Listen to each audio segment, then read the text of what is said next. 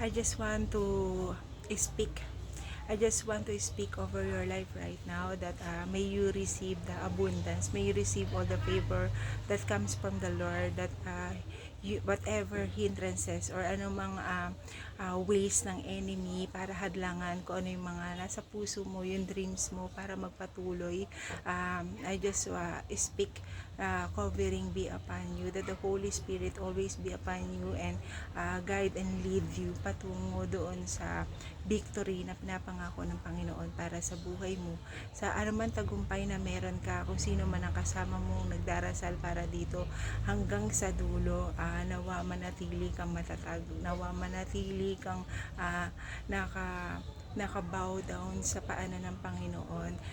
May you continue to dig deeper the relationship of what you have right now hanggang sa dulo. Kasama mong Panginoon, hindi ka niya iiwan.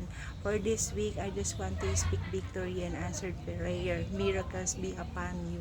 In Jesus' mighty and precious name, receive these miracles, this answered prayer na laan lamang sa iyo at tanging sa iyo. Nawa ang nag-aalab mong puso para sa Panginoon ay patuloy na mag-apoy at patuloy na magbuga ng init ng pagmamahal niya para sa iyo at para sa relationship na meron kayo.